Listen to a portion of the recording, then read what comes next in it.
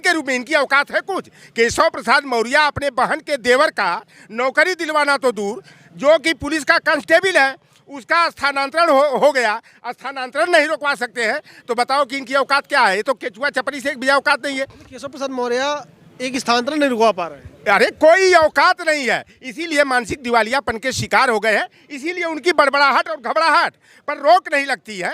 और वो मंगरुआ के जो मंगरू है, उनके चंगू मंगू पुत्र मोह में जो व्यक्ति कहता था कभी कि समाजवादी पार्टी हमें एक को टिकट नहीं देगी, तब भी हम समाजवादी पार्टी के साथ रहेंगे, लेकिन बेटा को जब एमएलसी नहीं बनाया गया तो उटपटांग भाषा का प्रयोग करते हुए समाजवादी पार्टी पर आरोपों की झड़ी लगाते हुए और जाकर के उसी भारतीय जनता पार्टी के साथ चले गए जो 2019 में 5 कालीदास मार्ग में बुला करके अंदर दरवाजा बंद करके उनको लतवाही कुटवाही पिटवाही की गई थी। फिर वही जहां लात मुक्का घूसा खाए थे और वही फिर ओम प्रकाश ढड़क करके चले गए, तो इन लोगों का जमीर जिंदा। नमस्कार, आप देख रहे हैं जमीनी खबर। मैं हूं अमित और इस वक्त मैं समाजवादी पार्टी कार्यालय के बाहर हूं। समाजवादी पार्टी के वरिष्ठ नेता हमारे साथ लौटरराम निषाद हैं। ये बताइए, पिछड़ों के कई सारे नेताओं को कहा जा रहा है इस बार मंत्रिमंडल में शामिल कराया जाएगा और ओम प्रकाश राजभर की भी इस बार बारी आएगी, क्या लग रहा है आएगी कि नहीं बारी?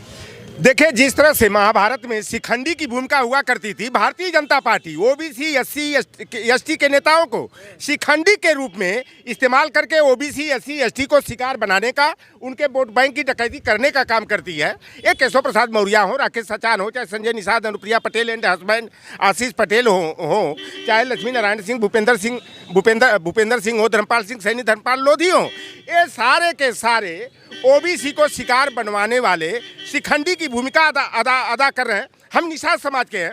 बड़ी से बड़ी मछली का शिकार करने के लिए हम लोग कटिया और बंसी में केचुआ गोद लेते हैं ना, चपड़ी, छोटी सीधरी, चलवा, और बड़ी बड़ी मछलियों का 10 किलो 5 किलो का शिकार कर लेते हैं। तो भारतीय जनता पार्टी ओबीसी को शिकार बनाने के लिए ये ओबीसी के लोगों पर जाल डाल रही है। लेकिन अब ओबीसी का एससी एसटी का व्यक्ति जो है, केचुआ है, केचुआ चाहे शिखंडी, केचुआ चपड़ी के रूप में इनकी औकात है कुछ? केशव प्रसाद मौर्य अपने बहन के देवर का नौकरी दिलवाना तो दूर, जो कि पुलिस का कांस्टेबल है उसका स्थानांतरण हो गया, स्थानांतरण नहीं रोकवा सकते हैं, तो बताओ कि इनकी औकात क्या है? ये तो केचुआ चपड़ी से एक भी औकात नहीं है। केशव प्रसाद मौर्य एक स्थानांतरण नहीं रुकवा पा रहे हैं। अरे कोई औकात नहीं है, इसीलिए मानसिक दिवालियापन के शिकार हो गए हैं, इसीलिए उनकी बड़बड़ाहट और घबराहट पर रोक नहीं लगती है।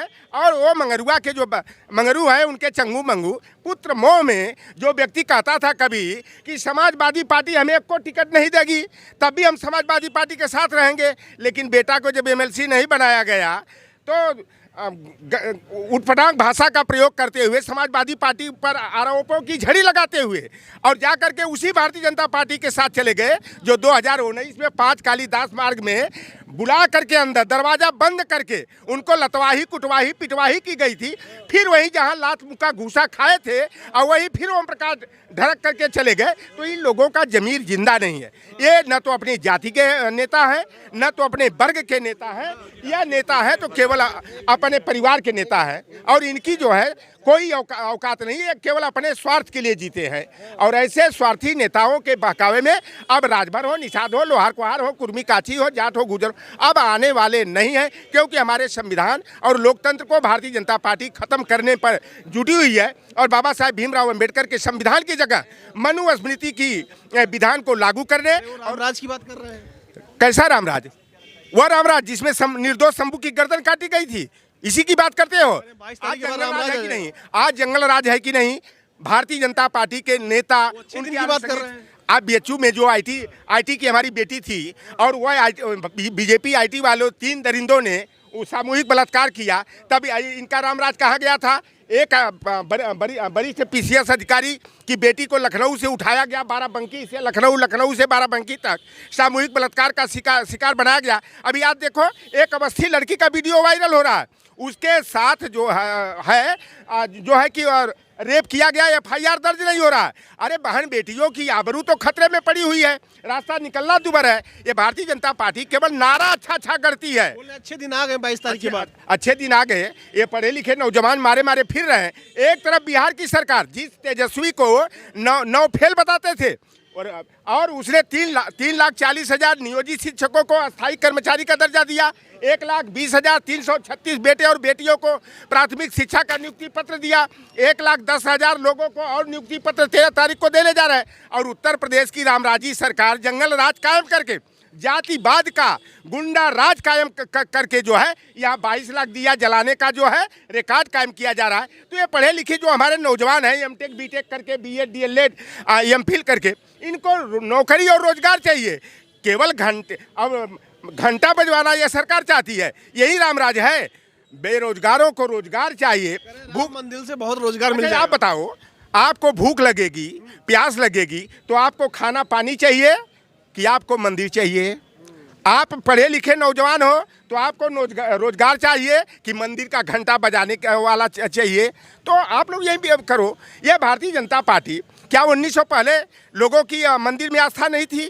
क्या देवी देवताओं में आस्था नहीं थी? यह भारतीय जनता पार्टी 1990 में जब मंडल कमीशन 7 अगस्त 1990 को लागू हुआ, तब यह कमंडल की राजनीति शुरू करके अयोध्या में राम मंदिर का मुद्दा उछाल दिया।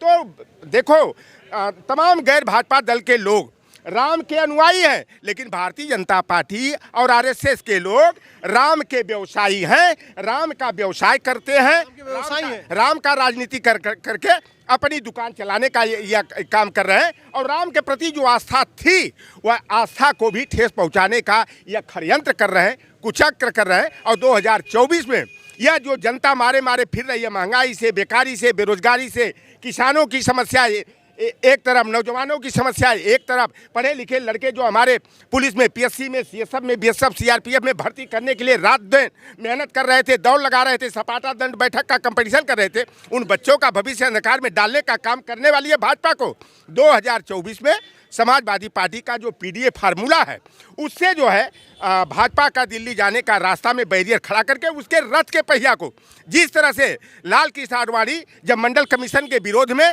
कमंडल लेकर के राम रथ यात्रा पर सवार हुए थे, तो सामाजिक न्याय के महान योद्धा गुदड़ी के लालू प्रसाद यादव ने उनके रथ के पहिया को उखाड़कर उनके रांची के जेल में बंद किए थे। उसी तरह से उत्तर प्रदेश में समाजवादी पार्टी पीडीए फार्मूला को मजबूत करके साइकिल को दौड़ाएगी, भाजपा के विजय रथ के पहिया को उखाड़ फेंकेगी और 2024 में इंडिया गठबंधन की सरकार बनाएगी। आप कह रहे हैं पीडीए की बात, आप कर रहे हैं जाति जनगणना की बात, अब बीजेपी वाले ये कह रहे हैं कि 4 ही जाति है बस, और प्रधानमंत्री कह रहे हैं उसी 4 ही जाति को लेकर हम चलेंगे। समझ रहे हैं ना? तो अच्छा, तो एक नारी की उनकी जाति है, तो नारियों की आबरू लूटी जा रही है। और यह नारी शक्ति की बात करते हैं, नारी बंधन मिशन की बात करते हैं। और जसोदाबेन का क्या होगा भाई? जसोदाबेन को सम्मान कब मिलेगा? और अयोध्या में 22 तारीख को अगर ये प्राण प्रतिष्ठा कार्यक्रम में आते हैं, कोई धार्मिक अनुष्ठान करते हैं, तो यह शास्त्र सम्मत नहीं है, धर्म विरोधी है। अगर ये जसोदाबेन के साथ धोती और साड़ी का खूंट बांध करके धार्मिक अनुष्ठान करते हैं तब तो ठीक है, नहीं तो यह धर्म का गला घोटने का काम करेंगे। ये तो केवल राम के नाम पर व्यवसाय करने आ रहे हैं ना, राजनीतिक चमकाने और दुकान खोलने आ रहे हैं। तो भैया देखो, ये भारतीय जनता पार्टी वाले राम के प्रति जो आस्था थी ना, उसको कुंद करने का काम कर रहे हैं। अभी तो वो चपत लगाने वाला चंपत रहा है, कहे कि विष्णु के ग्रह में अवतार नरेंद्र मोदी है। अगर नरेंद्र मोदी विष्णु के ग्रह में अवतार है, तो रामचरितमानस में जो तेली जाति को, क्योंकि मोदी की जाति मोड़ घाटी को तेली की पर्यायवाची बताया जाता, तो जय बरराधम तेली कुम्हारा सोपच की रात कोल कलवारा, इस चौपाई को रामचरितमानस से विलोपित किया जाना चाहिए या रामचरितमानस पर बैन लगाया जाना चाहिए।